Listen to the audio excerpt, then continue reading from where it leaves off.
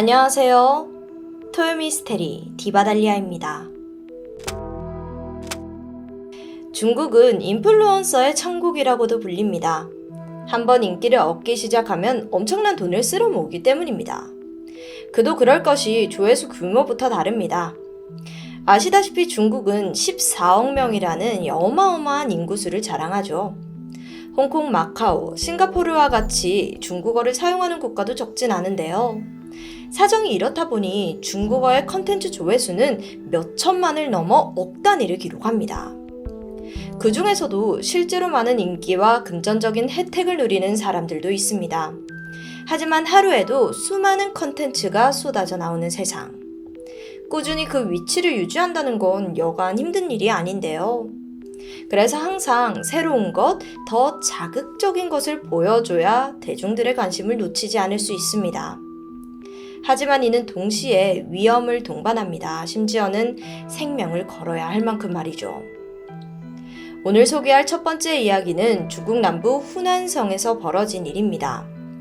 후난성에서 자고 날아한 1991년생 우용링 씨는 남다른 운동신경의 소유자였습니다.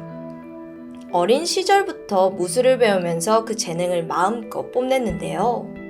그의 장래 희망은 액션 배우. 하지만 농사를 짓는 부모님의 수입은 충분치 못했습니다. 결국 어른이 된 우용링 씨는 공장이나 포장마차에서 일을 하며 돈을 벌어야 했는데요. 그러던 2010년, 갑작스럽게 우용링 씨의 아버지가 돌아가셨습니다. 근데 불행히도 어머니 또한 건강이 급격하게 나빠진 거예요. 줄어든 수입에 병원비와 약값까지 감당하기는 벅찼습니다. 그렇게 우용링 씨의 생활은 점점 더 궁핍해져 갔죠. 우용링 씨는 결국 큰 결단을 내립니다. 도시로 가서 돈을 벌어오겠다는 것. 그는 고향을 벗어나며 반드시 성공해서 어머니를 호강시켜 드리겠다고 다짐했습니다. 그는 어릴 적 꿈이었던 액션 배우를 떠올렸고 스턴트 배우에 도전해요. 물론 이것도 순탄치만은 않았습니다. 급여도 적고 일이 불규칙적이었거든요. 그렇게 하루하루 고생했지만 그는 번 돈을 거의 쓰지 않았습니다. 모두 고향에 보내드려야 했죠. 그의 머릿속에는 언젠가 진짜 성공하겠다는 일념 하나뿐이었습니다. 그러던 어느 날 SNS에서 한 동영상이 우용린 씨의 눈길을 끌었습니다. 바로 해외의 루프탑핑 영상. 루프탑핑이란 높은 건물 옥상에 오르는 익스트림 스포츠의 일종입니다. 그 위에서 턱걸이를 하기도 하고 자신만의 시그니처 포즈를 보여주기도 하죠. 물론 안전장비는 없습니다.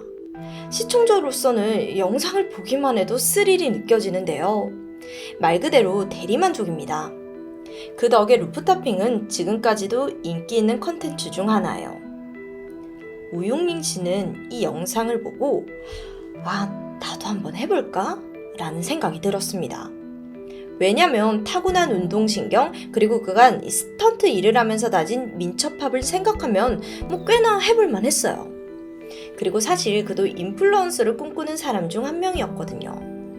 이미 예전에 SNS에서 동영상 몇 개를 올린 적도 있었는데 주목 한번 받지 못해서 포기한 상태였습니다. 하지만 이번에야말로 정말 인기를 얻을 것 같은 예감이 들었습니다. 그렇게 우용링 씨의 첫 라이브 방송이 시작돼요. 카메라가 켜지고 그는 미리 점 찍어둔 10층 건물 옥상 난간에 맨몸으로 오릅니다. 이후 외벽을 타고 내려와서 전동 스케이트보드를 타고 난간을 미끄러져 내려갔습니다. 그의 영상은 짧지만 정말 파급력이 있었고 결과는 대성공. 수많은 사람들이 영상에 환호를 보냈습니다. 어서 빨리 더 많은 영상을 찍어달라는 요청이 쇄도했어요. 그는 곧장 채널 이름을 극한 융링으로 바꿨습니다. 그리고 본격적인 루프탑으로서의 삶을 시작해요. 우용링 씨는 이내 상하이, 충칭, 우한 등 수많은 도시의 랜드마크와 거충 건물 꼭대기에 올랐습니다. 이전까지 루프탑핑 콘텐츠가 인기는 있었지만 중국에서는 처음이나 다름이 없었습니다. 그는 루프탑핑의 개척자인 만큼 독보적인 입지를 다져갑니다. 스포츠, 의류, 식품 등 각종 광고 제의가 들어오는 건 물론이고요.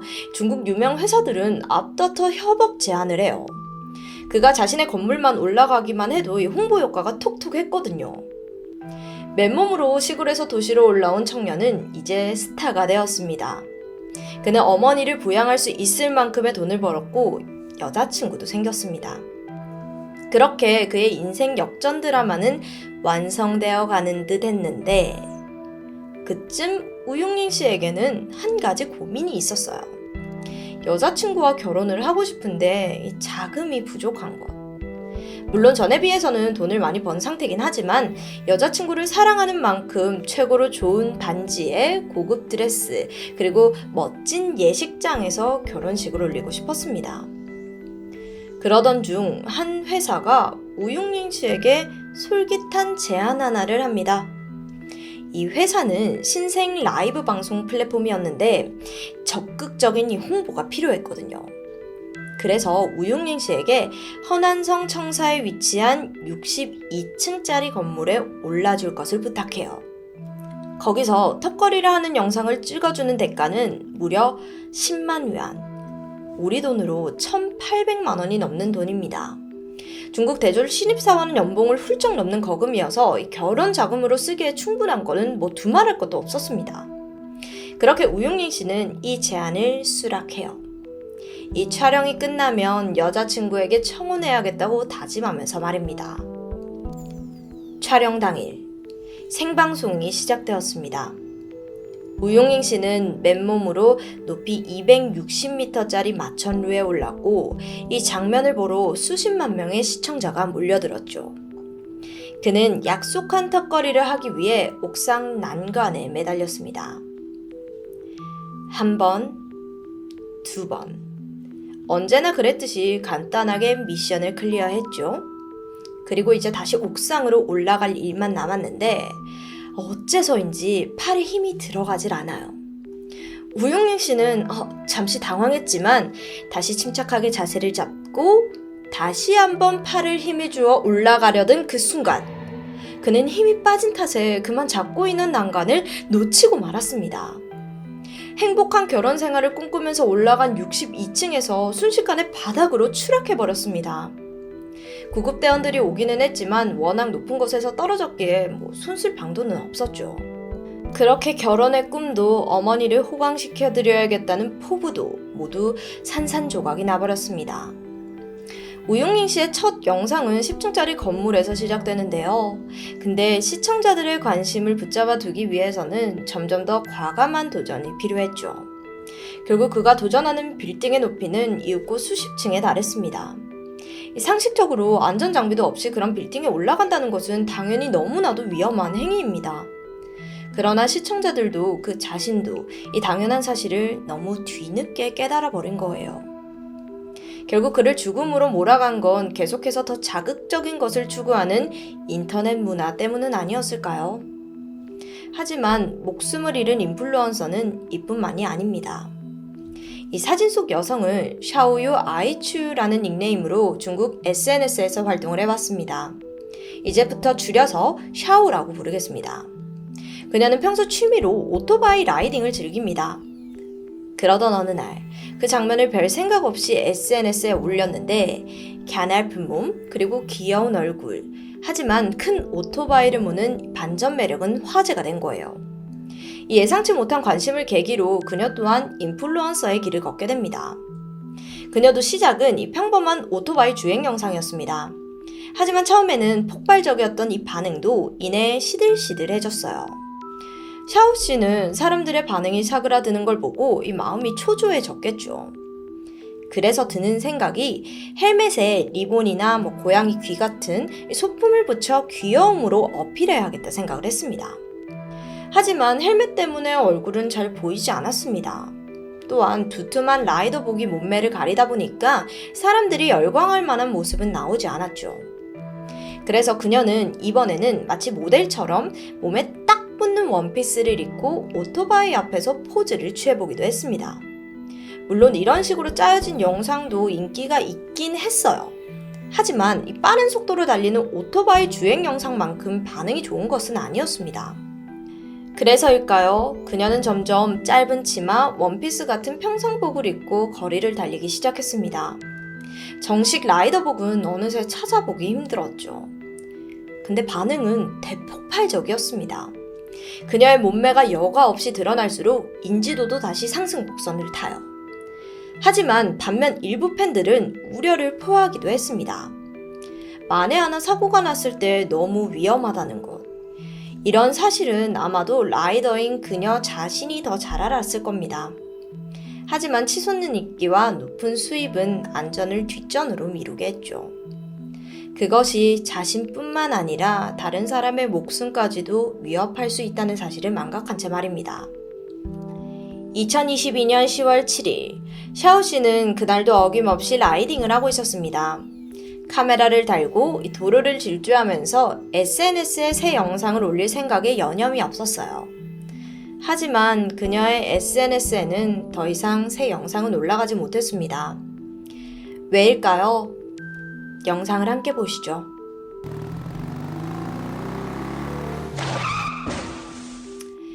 이건 상대편 블랙박스에 남아있던 영상입니다. 보시다시피 샤오 씨는 그 커브에서도 감속하지 않고 빠른 속도로 유지를 했는데 그러다가 중앙선을 넘어서면서 반대편의 차선의 라이더와 강하게 충돌합니다.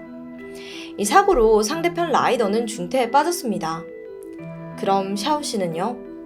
제대로 된 장비를 착용하지 않은 탓에 그 자리에서 즉사했습니다. 샤오 씨의 부주의함이 본인뿐만 아니라 다른 사람의 인생까지 망쳐버린 건데요. 샤오 씨의 주행이 위험하다는 지적은 예전부터 있어 왔습니다. 복장뿐만 아니라 교통법규를 잘 지키지 않은 지적도 끊이지 않았고요. 규정 속도는 물론이고 신호마저 제대로 안 지키는 모습이 수차례 목격되었습니다.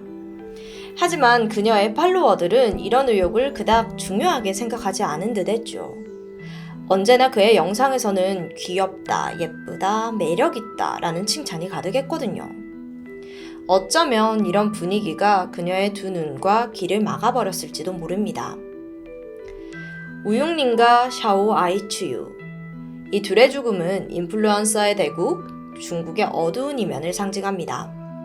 이들의 인기와 돈벌이에 현혹되어 위험한 행위를 반복하고 있다는 건 다들 이미 잘 알고 있습니다. 그러나 아무도 그걸 막으려 하지 않았고 오히려 부추겼다는 것. SNS, 각종 동영상 플랫폼이 일상이 된 요즘, 이 사건들이 마냥 남의 나라 일처럼 느껴지지 않는 건 과연 저뿐일까요? 이와 같은 비극이 앞으로 반복되지 않도록 스스로를 돌아보는 시간이 필요해 보입니다. 지금까지 토요미스테리 디바달리아였습니다.